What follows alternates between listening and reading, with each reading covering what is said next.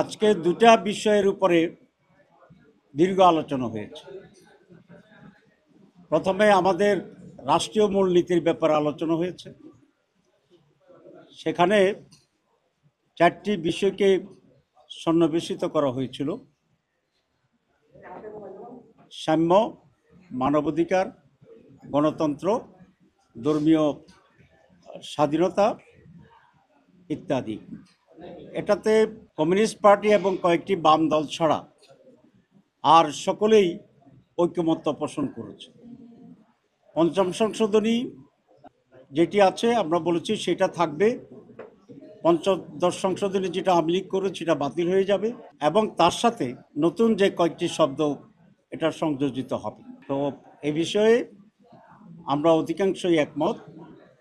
এখানে মুসলিম মেজরিটি দেশ বাংলাদেশ, সুতরাং এই দেশের জনগণের সেন্টিমেন্ট হচ্ছে আল্লাহর উপরে বিশ্বাস এবং আস্থা, বিসমিল্লাহির রহিম, এগুলো আমাদের সংবিধানে থাকবে। সে আলোকেই আজকে আমরা আমাদের মতটি সেটা দিয়েছি এবং আমরা মনে করেছি এটি সংযোজন করা অপরিহার্য।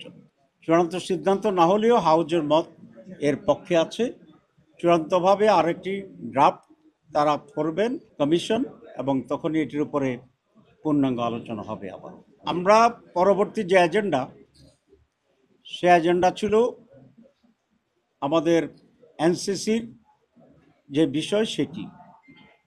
প্রাথমিক যে প্রস্তাব করেছিল নির্বাচন কমিশন যে এটার নাম এনসিসি, ন্যাশনাল কনস্টিটিউশন কাউন্সিল, এক্ষেত্রে গতবার নামের ব্যাপারে বা নামের সাথে মর্মার্থের কিছুটা বিভ্রান্তি হতে পারে বলে অনেক আশঙ্কা করেছিলেন। অনেকে এটা মত দিয়েছিল যে এনসিসি শুনতে একটি সুপ্রা কনস্টিটিউশনাল বডির মতো মনে হয়, সুতরাং নামটা একটু পরিবর্তন হওয়া দরকার।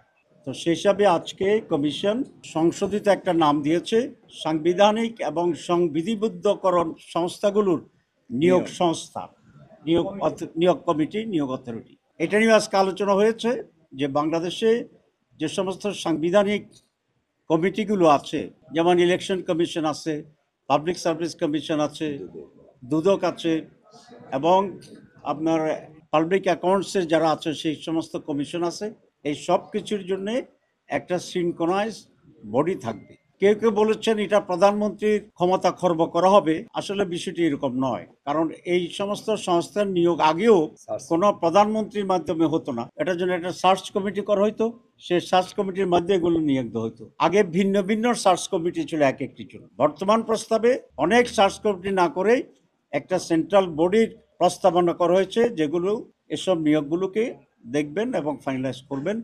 সুতরাং এটা প্রধানমন্ত্রীর আগেও ক্ষমতার ভিতরে ছিল না, এখনো এটার মাধ্যমে প্রধানমন্ত্রীর ক্ষমতার খাটো করার কোনো সুযোগ এখানে নেই। এখানে যে বডিটা প্রস্তাব করা হয়েছে সেখানে আগে প্রেসিডেন্ট এবং চিফ জাস্টিসকে ইনক্লুড করেই তারা এটা করেছিলেন। আমরা আমাদের রিটেন যে প্রস্তাব দিয়েছিলাম সেখানে আমরা বলেছিলাম যে যেহেতু রাষ্ট্রের প্রধান ব্যক্তি প্রেসিডেন্ট এবং জুডিশিয়ারির প্রধান ব্যক্তি চিফ জাস্টিস, সুতরাং তাদেরকে এই কমিটিতে না রেখে তাদেরকে এর আওতায় রাখা দরকার। কোনো ক্রাইসিস যাতে হয় যখন ওইখানে তাদের কাছে অ্যাড্রেস করা হয়।